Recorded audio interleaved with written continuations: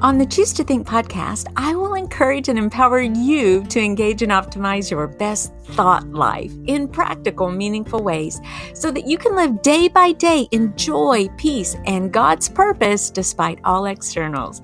This is Victoria, and welcome back to the Choose to Think podcast. I'm so glad you're here. Hey there, everybody, and welcome back to the Choose to Think podcast. I'm so happy that you're here. On the show today, we have Kasim Hafeez, and I'm going to read to you his bio. And I just want you to kind of take your time, let these words kind of fall on your ears. He is a British citizen of Pakistani Muslim heritage who grew up being exposed to radical anti-Western, anti-Semitic, and anti-Israel ideas on a daily basis. During his teenage years, Kasim embraced a radical Islamic ideology and became very active in the anti-Israel movement. Thankfully, Alan Dershowitz's book, The Case for Israel, challenged Kasim's fundamental beliefs and caused him to undertake a period of research and reflection that led him to Israel in 2007. Witnessing the true nature of the Jewish state changed Kasim's perception of Israel. He felt a moral obligation to publicly speak out for Israel and the dangers of radical Islam. He has spoken all over the world, including the 2013 Global Forum on Combatting Antisemitism. Kasim has appeared on radio and TV and print media. And let me pause at this moment to just welcome you to the show, Kasim. Thank you very much. Yeah. Oh my goodness. You know, on the show, typically we deal with topics that are so relatable to mainly Christian women who are just juggling a gazillion balls in life. And they're caring for their parents, they're caring for their children, their own families. Maybe they're working, they're kind of frazzled in general, and just keeping up with the, everything that we have to do. And we also are women who fight against that interior dialogue. And maybe it could be the darts of the enemy or what the world tells us about who we are, our identity. And we kind of push back a little bit. We take charge of our emotions and our feelings instead of letting them kind of lead us. But occasionally on the show, I think as my Christian and my civic duty, I do invite guests who have such a, not just the practicality of life that they're dealing with, but also something that's a little bit deeper, something that's maybe a little bit more serious in nature, something that has global ramifications. It's not just the existence, the day-to-day grind that we're trying to get through, taking those thoughts captive, being transformed through the renewing of our minds, but it's also something much deeper than that. And so your particular topic, what we're going to chat about today is so important. And sometimes I'll tell you this, Kasim, I shy away because sometimes I feel like I don't know enough politically. And I'm like, okay, I don't know what all of this means. I can't solve the Israeli issues. I don't know about, geographically who owns what land, or, okay, there's the Gaza Strip, and okay, I remember all these wars, and then there's the oil issue. And it's so much that sometimes I just feel like I can't keep up with it. So thank you for coming on, because with your help, we're going to tackle some of these issues. And we certainly want to know your story. And we want to know all about the documentary that's soon to be released, as I understand it, and even why you went there. So, but I just wanted to give you a backdrop of who we are here and what a significant role you have this, as we're sharing this role, to maybe unpack a few of these things and help us better understand these things. I want to talk about the feature-length documentary called Never Again. And I'm reading again from some of the promotional assets that I have. And this particular documentary unpacks the horror of anti-Semitism and the power of survival and redemption. Viewers will journey with a Holocaust survivor, that is Irving Roth, into the depths of darkness and surface in the light. Viewers will also travel deep down the dark and twisted path once taken by a former radicalized Muslim, that's you, Kasim Hafeez, and join him as he describes his conversion, now defending Israel on the world stage. Never again will shed the spotlight on the modern day hatred and bring you, the viewer, a newfound awareness of the power we have to say. We will not rest or be silent, never again. So, what made you want to make this movie? So it was kind of a process. Irving, who sadly passed away last year, as many Holocaust survivors, was in his 80s, 90s. So we knew that it was very important that we immortalized his story, because the lessons from the Holocaust, sadly, as that generation passed away, unfortunately, things fade from memory. Like, sadly, that's just the way it is. I mean, who talks about 9/11 anymore? Wasn't that long ago, it's distant history for some people. So we wanted to immortalize Irving's story and his message. And as that progression was being walked through, there was an opportunity where Irving's story and his message of hatred and bigotry, the Holocaust, didn't just happen. There were things that preceded the actual killing. There was the dehumanization, there was the hate speech, all these things. And we're seeing bits of that today. And me and Irving are very close and became very good friends prior to, over the last few years, before the movie was even discussed or even came up. And there was an opportunity where my story of growing up in England and essentially having that same level of hatred, which started from words I heard and stereotypes, and how our two paths converged. And when the idea was put forward to me and I was asked if I would be interested, I said, no, I'm good, thank you. For a number of reasons. One, I thought that the focus should be on Irving and his story. I didn't want to take away from that, but also my worry was on a personal level, like, am I doing this for the right reasons? So I did, I prayed about it, and then, the voice of rationality entered my life, also known as my wife, and we kind of walked through it, and we came to the conclusion that actually this is something important, and the reasons and the motivations are the right thing to do. That is so interesting. And it's part of all of this. How do you unpack something so serious? Is it just a manner of sharing your own personal testimony? And because that has so much power, and certainly you've done that all over the world, and you've shared how you grew out of this, hating the Jews, and how you radically made that shift. But it's something that you just speak of kind of easily. But what were the difficult touch points there?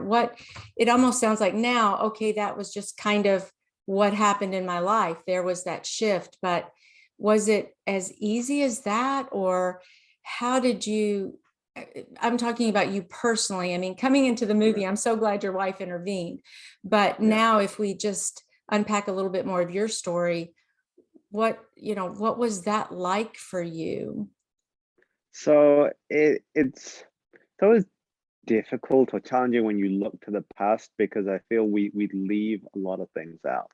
We just do, especially when they're difficult. I think our brain is like, let's just pretend that, let's smooth over it.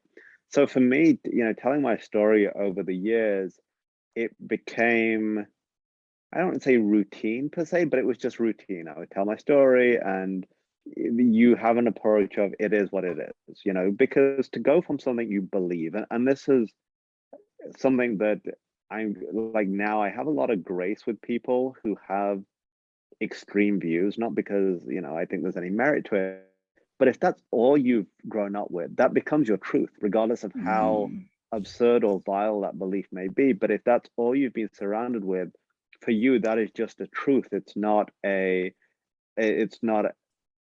idea or thought or bigotry. It's just your truth. So that was something that I had to switch from, and that process was very difficult. And then to feel rejected or shunned, I guess, from my own family and community, which I'd grown up with. And growing up in the Pakistani community in the UK, it's a very tight-knit community. It's very close. Everybody knows everybody. And then you find almost overnight, you're no longer part of that community. You are outside. And there were a lot of challenges for me on an intellectual or personal level and all these things. And I kind of just went with it with this attitude of, I don't want to say survival because it makes it sound much more dramatic than it actually is, but you're just trying to get through it. You're not kind of processing it in that way. And as one of the unintended consequences of the film, which I'm grateful for, it forced me, and I didn't expect this to happen because when I've retold my story so many times, you feel like you are processing it, but revisiting and going back to England and made me really dig deep and actually confront issues I've never really confronted with in terms of who I was and how I view who I was and how that impacts who I am today. Well, can you explain that just a little bit more? What was your identity, or what did you learn from that? Why was it so profound? Yeah. So I think firstly, going into it from a new, because I became a Christian a number of years ago, and again that happened, and that is my life, and I'm learning and all these things, but I've never looked back at who I was and tried to understand who I was. There was almost a shame in who I was because of the hatred and the poison and things I would say, and it really, I got to a point, thankfully, where I was able to forgive who I was, which I never had. I never even thought about it in that context. And me not doing that has been impacting who I am today. Gotcha. And so that was incredibly important. And for me, I was almost, trying to, there was an element of my speaking out and activism, an element, not the main core of it, which was this trying to make amends for who I was. And when you start doing that, you're gonna constantly be chasing your tail almost. And there was this realization that, okay, that's who you were, and that is also an acceptance of that. It's part of who I was, and that's okay. Like, we have to, as human beings, we're not who we were last year or the year before. Our situations and circumstances shape us, and confronting that was so important, and being at peace with it, because because the end, that was for me, but I think that's for everybody. We all do. We will beat ourselves up about a relationship we had 20 years ago when we were young and stupid, and it's like that, because of that, as awful as it may have been, it got it to where you are now, and it's important. It doesn't detract from who you are now. It's part of it, and it is uncomfortable, and we try and lock it away and pretend it's almost a separate person, but it is still part of us, and that's okay. And that was a process that I just hadn't gone through. I just, not intentionally, I just, in my mind, just got on with it and didn't really look back. But that past was still haunting me in a way because I wasn't confronting it. And do you feel now that you're, quote, at peace with your past? Yeah, very much so. And it's something that I didn't anticipate. I didn't think it was an issue until we started the whole process, and I think it's allowed me to grow in a lot of ways, especially from a faith context too, because how it's very difficult to forgive others when you're not able to forgive yourself. Right. It's and that was something that I learned along the journey of this. Well, can you share a little bit about your relationship with your family now? It's not good. I guess that would be, we're not really in touch. It's unfortunate, but there's been some minor changes. There's been some contact over the last few years, which is much better than previously when there was absolutely none and it was out and out hostile. But again, I guess as part of this, I am trying to have grace and patience with them because they're also a product of their circumstances and the environment and what they grew up with. And I can't expect others to go from where I was to where I am now. It's a progression, and I've just got to be patient and walk alongside it, and hope the Lord opens doors which no man can open. Right.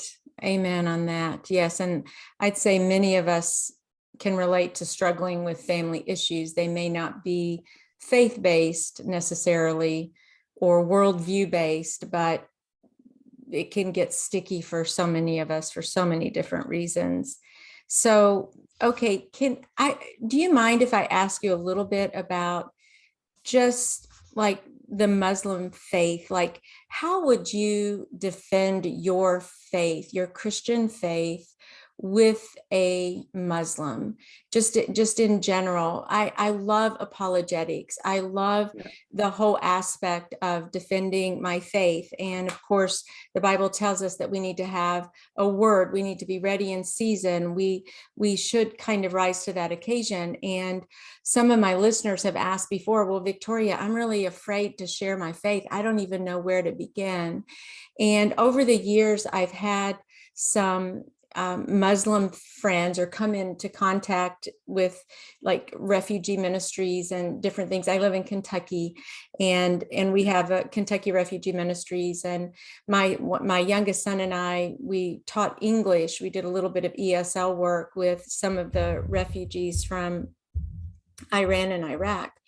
And so there was a little moment there to share our faith as it presented itself. Really, that wasn't our intent. Our intent was to teach English, but still there were a few opportunities. And I wonder if you could even, I'm always curious about what is the best way to defend our Christian faith, and in particular with Muslims. What do we do and say? Right. So I guess the best way to answer this for me would be so there are similarities with the Abrahamic faith. There are similarities, and Yes. people always go to the similarities, and that's fine. But I think the difference is actually what is really important. And as it may sound controversial, like highlighting the differences, but for me as a Christian, the thing that jumps out and was also a struggle for me in a positive way, coming from Islam, is the teachings of Jesus, the focus on love, the focus on caring for the others, where I know that my creator actually cares and loves me. He is willing to will sacrifice everything for me. And the idea of this personal relationship, as opposed to the idea of a God who is like very angry and looking to punish you at any opportunity. That was incredibly powerful. Like in Islam, there are Quranic verses which say, you can't call Allah your father. He's not your father. Like these kind of things are complete. So I think that is incredibly powerful. The idea of the mercy, grace, and just look, God wants a relationship with you. Like he loves and cares about you. He's not looking for every opportunity to punish you. To go from a very structured legal, what you do is what will define whether you go to heaven or not belief system, to one where it's a relationship. Conveying that, I think, is incredibly powerful. And that's Yeah, I wonder too if I've always heard that the Quran speaks of Jesus as a good prophet. Is that correct?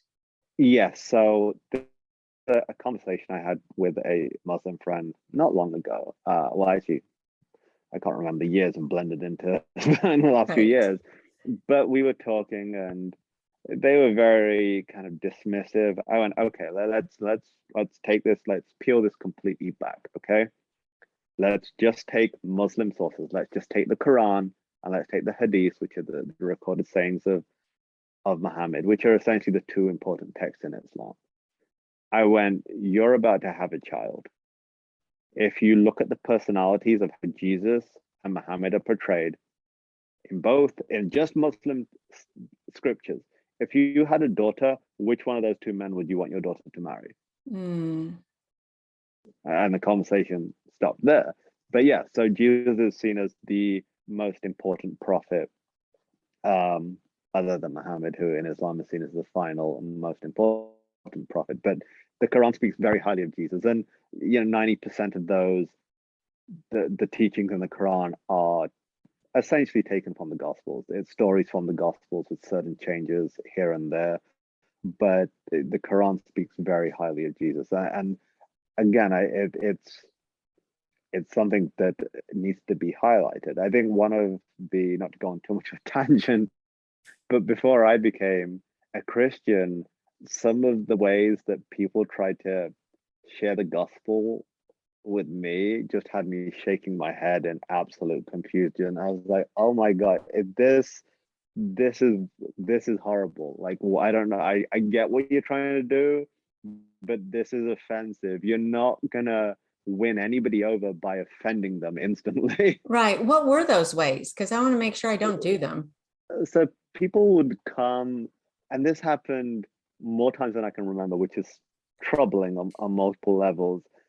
People would come and straight away attack Muhammad's personality or his actions or, Allah, which, regardless of what you believe, as somebody who's a Muslim, not practicing, but still, like, these are sacred figures for me. If you think you're going to open any doors by attacking them right off the bat, it's in anything, not even like if you start by attacking somebody, or you don't like the way someone's wearing. If I go to my wife, wow, that looks absolutely dreadful, it's not gonna go well. No. Yeah. So that's one thing. I don't know that I've ever actually done that, although I may have tried to peel apart maybe the veracity of, say, the Quran. One thing I learned as I was learning to defend my faith and some of the teachings that I learned, by the way, I was a huge fan of Ravi Zacharias. I am so sorry how his life ultimately ended. And just that whole issue there just literally broke my heart. And because I even had taught from his curriculum, and he was, he still spoke the word of God, and at least we know that is true. But one thing I remember from my studies was that if one part of something is not true, then logically it can't be true.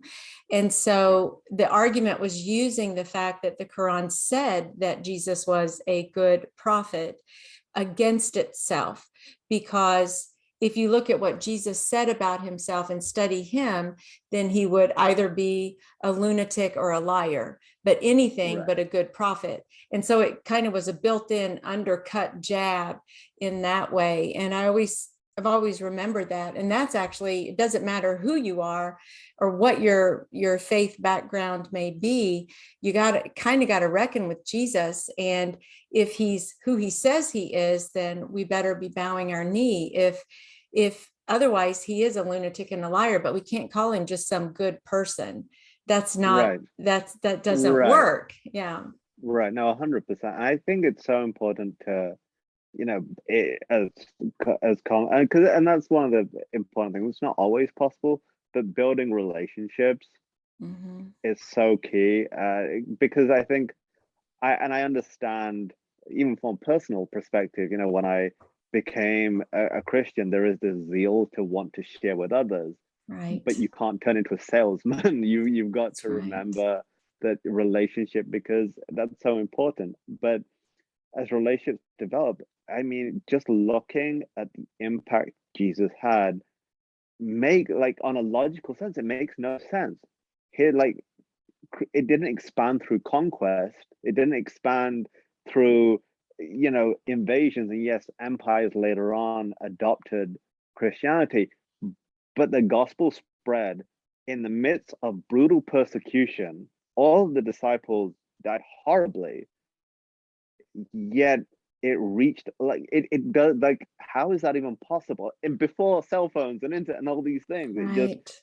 it defies all the logical parameters of the age, Mm. and that's incredibly powerful. And within that, also, just side note, I'm studying for a bachelor's in biblical theology at the Oh, you moment. are? So Oh boy. yeah, so and that's the other thing to remember. Every single one of the disciples, the people who spent time with Jesus, all died horribly, not Yes. recanting their faith. The Right. good, and they gained nothing from it. It's none of them became an emperor or a leader or anything. None of them, and they could have easily gone, oh, actually, I was there. We may have fudged some of the details. Yeah, it would have been easy, but they didn't. They sacrificed everything, literally. Why? Why would you? That's right. Yeah, the people who spent every moment, like, it's so, I just think that's incredibly powerful, and people forget that. Yes, it is. And I think it was maybe was Chuck Colson with the Watergate. Do you remember that? Was he the in Mm, prison for, I do I have that right? But I his, think so. I'm not 100% yeah, I think it was Chuck sure. So Colson. And he said that, the whole Watergate conspiracy, the whole cover up, he's like, look at all these people loyal to this cause, and we couldn't keep quiet. We leaked it. We couldn't stay unified in this so-called conspiracy. And he was using that as an apologetic defense for the faith, kind of what you're saying about the disciples. Not one of them recanted. And right, human beings now just couldn't even go 3 weeks without letting it out, letting the truth right, out. And that supports what you're saying about none of these men, they all went to some horrific deaths, being crucified upside down, and right, just the most, I would, if who would die for something that was a lie or not right. true? Who, how, what? I don't get that either. So yes, I think that is indeed a powerful defense of the belief that we have. And and congratulations on your studies. That sounds so fun. I often Okay. thought if I go back to school, that's along the lines of what I would actually love to study. I noticed on your Facebook page that you have one of my favorite Bible verses, and it's Micah 6:8. It's, and what does the Lord require of you? To act justly and to love mercy and to walk humbly with your God. Why is that on there? Why did you choose that? I'm just curious. I just think it's an incredible one, very powerful, and I think it's just a great daily reminder.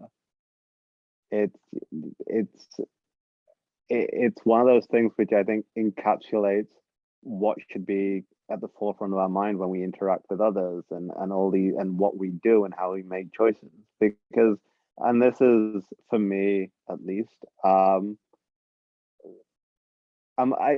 it's a question I ask myself every day. Am I living my faith, or am I just wearing it as a label? Mm, that's And good. that's important, because it is. And I get very frustrated when I see, for example, Christian athletes who are, I want to thank Jesus for everything, and then you see their behavior, and it's like, this is just a label at this point. This is, Mm, and look, we're all struggling, we're all trying to get better, but for me, if my faith is not changing fundamentally who I am every single day, then I've got to work harder. It's so Where did you meet your wife? I'm just curious. so we met through work.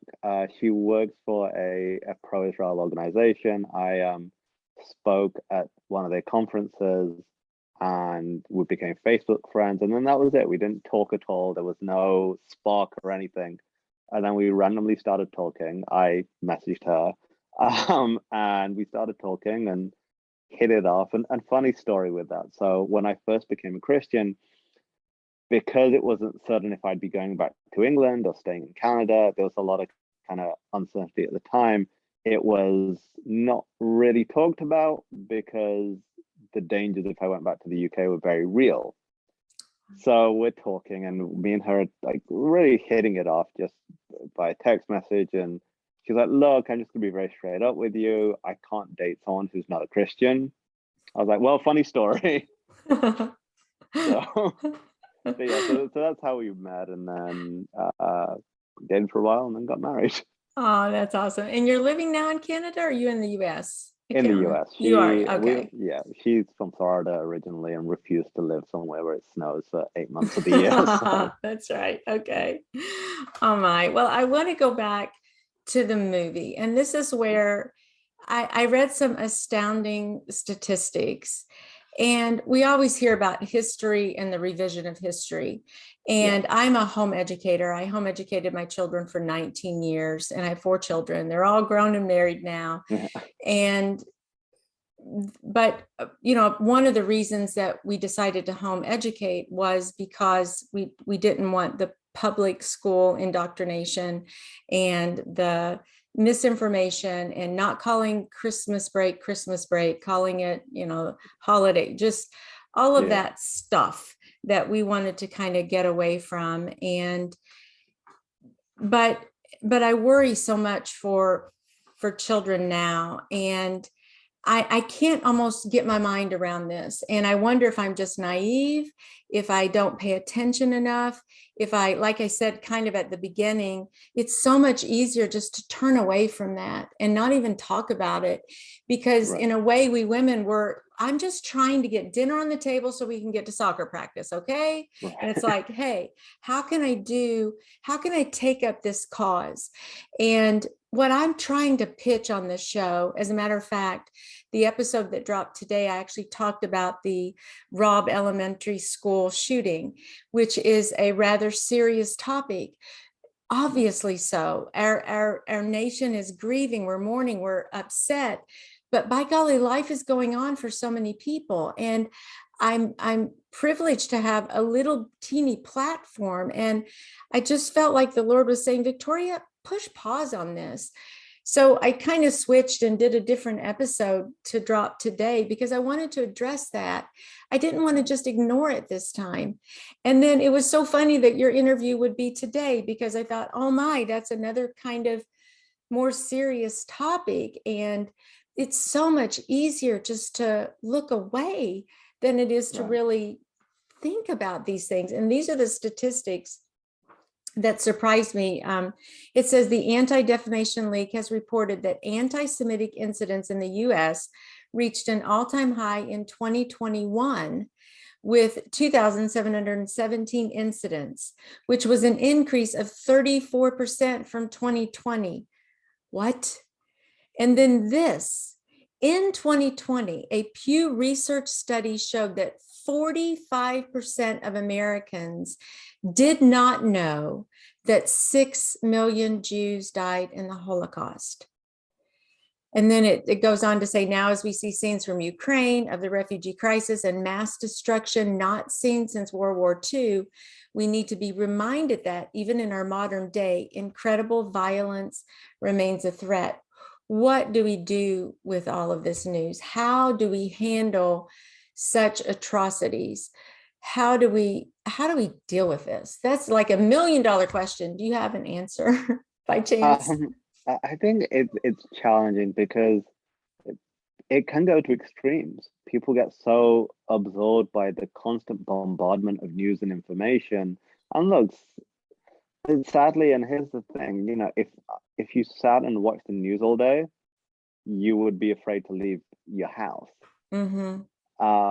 But if you go outside, there are good things happening. There are people doing great things in the community. There are people feeding the homeless, and all these things are happening.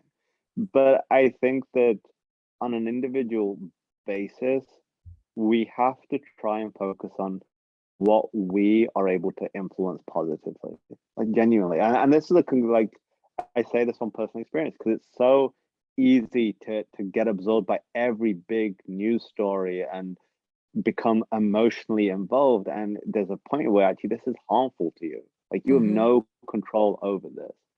So I think there is, like, genuinely with the horror, the tragedy that happened in Texas, there are there's very little I can personally do right now. Like that is just a reality. Whether I like it or not, there isn't.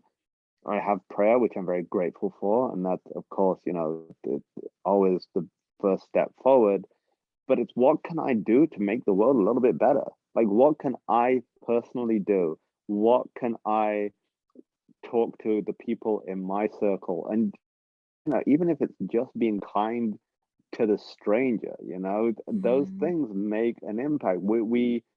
I feel that the way society is structured at the moment with the information overload, it's almost to make us feel overwhelmed. Mm. And again, it's something I had to take a step back from, and it's like, okay, I'm looking everywhere for my answer, but I'm not looking at what does God say about this? And it's like, don't have a spirit of fear. You've not been given a spirit of fear. Like, don't be overwhelmed. Like, I'm here, and it's like no judgment, because sometimes I need reminding daily. Like, hold on, pause a second, because you're letting all these external noises dictate your internal dialogue. Mm. Yeah, that is very powerful and meaningful to my listeners, because it is that internal dialogue that we have that so often directs our moods, our emotions, our mindsets, and then ultimately our behavior. We talk a lot about that. Right. And the mass of negativity that is kind of thrown at us, it is deafening. And right. Well, science even supports that folks who do watch the news so much, it causes depression and anxiety. It's no wonder that it does, because they're distressing topics, and right. And it pulls us in a direction that, like you said, some things we can't control. About the shooting, I offered to the listeners just a few action items. Definitely prayer, like you said, and then as well, we can donate blood. We can always donate. They needed blood there. Not that it'll go to there, but within our own community, that's a philanthropic thing that some of us can actually do. And then, of course, we could provide financial funds toward some sort of victim relief, family victim right. relief. Those are some tangible items that we can actually do. But then you kind of have to. I really like what you said about bringing it home on a personal basis, and the reminder that you've given us that, what I do in my circle, what I say, how I'm treating strangers, how I'm conducting my life. Am I really living and walking out my faith in ways that are meaningful? Those ways may not impact the world, but it may impact one person's life, and that's still right. very valuable.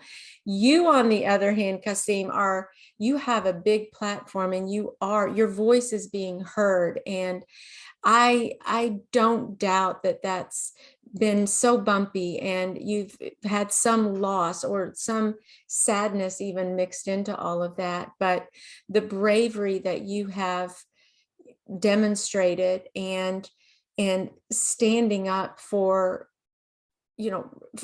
standing up for something bigger than you, is so commendable. And I really say hats off for this wonderful message that you are proclaiming to so many people. And I'm so grateful that you did this movie, and I can't wait to see it. I don't think it's out until, is it, where did I write that down? I don't think it's next month, right? June 7th.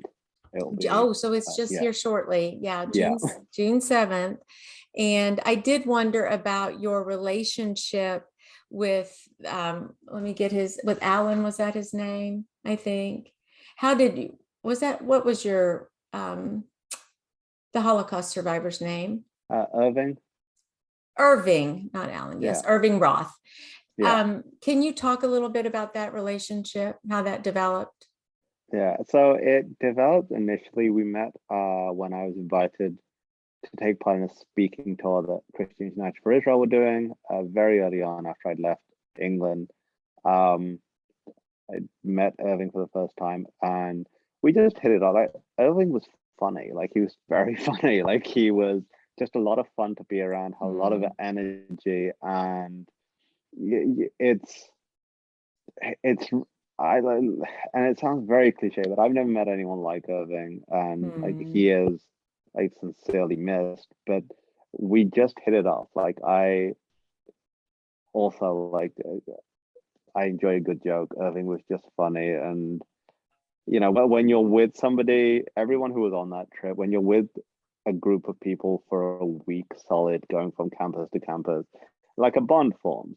And we just formed a bond, and it kind of just held as the years went on, and our paths continued to cross through work and everything. Such a powerful example also of love over hate. And I was watching some of the movie trailers, and one of them starts with just mentioning the power of words. And that really grabbed my heart because, again, you know, you and I have talked about that identity, that inner dialogue, and the power of words and the indoctrination that we have. And I like how you've also mentioned that as you've matured and grown in personally, you're not casting stones, you're not judging, you're just allowing the grace. You kind of understand where these folks are. They're just, this is their environment, this is what they've learned, what they've known. So there's such an element of grace there and mercy that you've even demonstrated, and it's just so powerful. And the impact of our words on, well, even the Bible says that there's the power of life and death in our words, and to see that vetted out is really impressive. And I see that two things that were so difficult, now you all became friends and personally friends, but yet also I can't, you know, I don't know, I've only seen snippets of the actual documentary, but I'm sure that I don't even know how they actually did it, whether they go from you to him, you to him, you to him, or whether it's all him, all you, or is there something like that brings you together in the end? Or I really don't know how that's done. So we cover Irving's story, and then we cover mine, and then there's kind of the crossover that happens. Gotcha. In between, yeah. Yeah, sounds like it would be so powerful. And so I can't wait to dip into that and see that. And also, where can people reach you? How can we get a hold of you, Kasim? Okay, so the best place is probably the organization's website, cufi.org. There's a way to contact me through there. I'm absolutely awful with social media. I know that I do have a Twitter, which I never use. Yeah, me too. But I am on Twitter. It's Kasim _Hafeez. But like I said, I very seldom use it. But if anyone wants to send me a message, you know, feel free to. But definitely yeah, Facebook though. yeah. I mean, you have, yeah, Facebook. you seem to be very active on that page in Facebook as I was looking at it. Yeah, so Facebook also. And there's neveragainthemovie.com for any extra Yes. information about the movie if anyone's interested. Yes, and I will put all of the links that we have in the show notes for sure, so that folks can just kind of read more and they'll see all of those active links, so they can just bump over there and show you support, and certainly watch the video. How's that coming out? How's the movie coming out? So on August 7th, it will be available for streaming on Amazon Prime and a few other platforms. And then I believe on the 22nd of June, it will be released on DVD also. On DVD. Yeah, be sure and get that. So, okay. And is there anything that you would like to share with my listeners as we close about choosing to think about these sorts of ideological worldview, kind of serious political, national kinds of issues? How should we choose to think? I think the best thing I can say, I've been thinking about this a lot as I've seen kind of the debates happening. let's not forget that people taking part in these debates, whether we agree or not, are all human. Like, let's not lose the humanity, because I feel like there are so many sources that we're almost being stripped of our humanity in so many ways. And let's not forget that, and let's try and view, and it's difficult, trust me. I say it's just experience, it's difficult. Let's try and view people the way God views them as much as we can. Like, that's so important. And a person's political opinion or their opinion on a certain issue doesn't change how God views them. And let's not forget that, and let's not strip people their humanity, and in the process, let's not lose our own humanity. Amen. It's a wrap, Brain Changer. And until next time, Dios primero y que Dios te bendiga. Ciao.